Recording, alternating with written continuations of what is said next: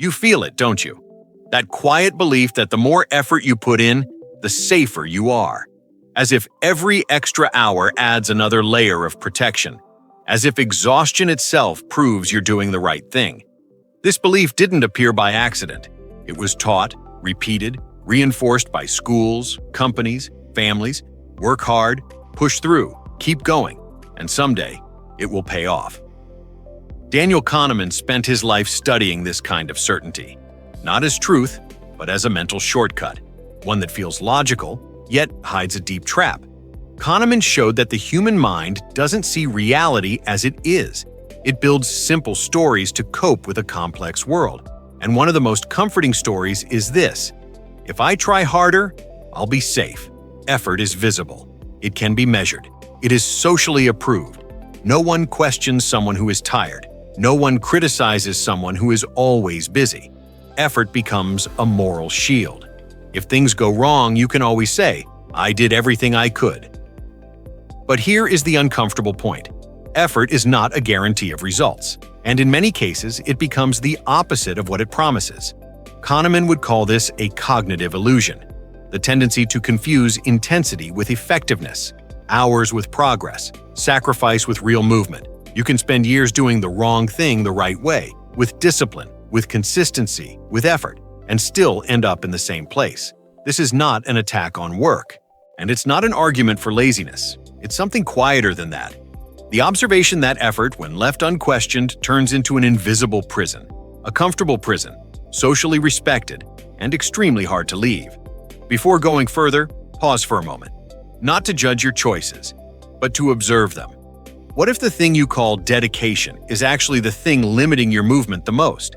The image is unsettling, and once you see it, it stays with you. A man in his late 50s, decades of work behind him, 12 hours a day, 6 days a week. His body carries the record of that effort, the stiffness, the fatigue that never fully fades, the sense that rest is postponed, not earned. And still, the struggle continues. The bills don't disappear. Time off feels risky. Any pause creates anxiety because income stops the moment he does. Now place another image beside it. Someone who worked fewer hours, who said no more often, who stepped away earlier, and somehow retired sooner, with more. The mind reacts immediately. It looks for a moral explanation. One must be smarter, luckier, less honest, more privileged. The brain wants the story to be about character. Daniel Kahneman would recognize this instinct. He described how the mind prefers simple narratives over structural explanations. We blame individuals because systems are harder to see. But the truth here isn't moral. It's structural. The first man sold hours. The second built something that didn't depend entirely on hours. The effort was real in both cases, but effort alone wasn't the deciding factor. When income is tied directly to time, the rules are brutal but clear. More hours mean more pay, up to a point. After that, returns flatten, and the cost keeps rising. Your energy declines, your attention weakens, your health begins to negotiate. This isn't a failure of discipline. It's not about motivation. It's about the shape of the system you're inside. One system rewards presence, the other rewards structure. From the outside, they can look similar. Both involve work, both involve responsibility, but one quietly compounds. The other resets to zero every morning. The disturbing part isn't that one person worked harder, it's that the harder worker often feels more justified, more deserving, and that feeling makes the trap harder to see. There is a moment when reality stops negotiating. It doesn't arrive loudly. It doesn't announce itself. It simply becomes impossible to ignore. When your income depends entirely on the hours you show up, an invisible ceiling forms above you. You can rise, yes, but only until your time runs out. There are only so many hours in a day, only so many days in a week, and only so many years your body can hold the same pace. At first, the system feels fair. More effort leads to more reward. Stay longer, earn more, push harder, move forward. Over time, the math turns against you. Every increase demands a sacrifice. Less rest, less margin, less room for error. Daniel Kahneman's work helps explain why people stay inside this model for so long. The brain avoids loss. It clings to what is known, even when that path is slowly closing. So instead of questioning the system, people optimize inside it. They wake up earlier, they cut breaks, they trade weekends, and the ceiling doesn't move. The body notices first. Sleep becomes shallow. Recovery takes longer. Small problems linger, then life sends invoices, health costs, family strain, opportunities you can't take because there's no time. The cruel part is that none of this feels like failure. You're still functioning, still paying bills, still doing well enough. But there is no real acceleration, just maintenance. This is the limit of linear exchange. Time goes in, money comes out, stop the input, and the output disappears. No accumulation, no momentum, no space to step back and think. The ceiling isn't visible. But once you feel it, you can't unfeel it. And most people only notice it when their hands are already pressed against it. Work more doesn't fail with a crash. It fails slowly, quietly, in a way that feels normal, which is why it's dangerous. You pay the bills, you keep the rhythm, you respond to messages, you show up, you do what's expected, and at the end of the month, you look again. What's left? Usually, almost nothing. Not because you're careless, not because you lack discipline, but because the model itself is fragile.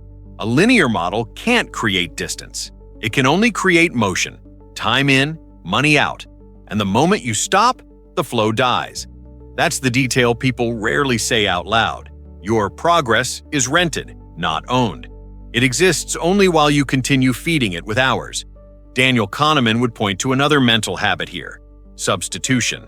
When a hard question feels uncomfortable, the mind replaces it with an easier one. The hard question is this system building anything that can survive without me? The easier question is, am I working hard enough? The easier question feels productive. It gives you something to do today. It also protects the system from being examined. So people double down. They take on more. They accept overtime. They tell themselves it's temporary. But temporary becomes permanent. And because the failure is gradual, it doesn't trigger alarm. There's no single day when everything collapses. Instead, there's a slow drain. Less curiosity, less energy for planning, less willingness to take risks because risk requires buffer. Then a subtle shift happens. You stop thinking in years. You start thinking in weeks. You stop asking, where is this going? And start asking, can I get through this month? This is why the trap works so well. It doesn't punish you immediately. It rewards you just enough to keep you inside, and it wraps itself in virtue, responsibility, reliability, toughness. But the deeper truth remains simple. If your life depends on trading hours, your ceiling is built into the deal. And the longer you stay inside that deal, the harder it becomes to imagine a different one. At some point, the pattern becomes impossible to ignore. Not because something breaks, but because nothing changes. The same weeks repeat. The same pressures return. The same limits remain. This is where the real shift begins, not with effort, but with leverage. Leverage is the opposite of trading hours. It's building something once that continues to produce value without constant presence. This idea feels uncomfortable at first, because it challenges years of conditioning. Daniel Kahneman showed that when a belief has protected us for a long time, the mind resists letting it go. Even when evidence keeps piling up, effort feels safe because it's familiar. Leverage feels risky because it asks you to think beyond today. But leverage isn't magic, and it isn't a shortcut. It's structural. People create leverage in different ways. Some delegate work to others, so output grows without matching effort. Some control assets, where money itself produces returns. Some build systems that run automatically, through technology or process. Some invest in knowledge that compounds, skills that apply again and again. The common thread is simple. Time is no longer the main input. This doesn't mean no work is involved. It means the work changes shape. Instead of constant motion, there is construction. Instead of exhaustion, there is positioning. Those who build leverage often appear calm, not because they care less, but because their systems absorb shock. They can step away without collapse. They can think without panic. Those who only trade hours don't lack effort. They lack insulation. They are always one interruption away from stress. The uncomfortable realization is this: hard work is not the escape. It is often what keeps the door closed, not because work is wrong, but because effort alone can't break a structural ceiling. Only leverage can. So, the question isn't whether you can work harder. You already know that answer. The real question is quieter. Are you building something that can carry weight without you holding it every day? This isn't about quitting tomorrow. It isn't about rejecting responsibility. And it isn't about chasing shortcuts. It's about noticing the ceiling before it presses down completely. Most people don't feel trapped because they're lazy. They feel trapped because they stayed loyal to a model that doesn't scale. And loyalty, when misplaced, becomes costly. You don't need a dramatic move. You don't need to gamble. You don't need to burn everything down. You only need to start asking different questions. What would still exist if you stepped back for a week? What would continue if you stopped pushing for a moment? What part of your effort actually compounds? These questions don't demand instant answers. They demand attention. Because once you see the structure you're inside, you can't unsee it. And once you notice that effort alone keeps you busy but exposed, you can begin to look for insulation, for systems, for leverage, for work that doesn't reset to zero every morning. If you're ready to stop pressing against an invisible ceiling and start understanding what actually moves it, this is where that shift begins.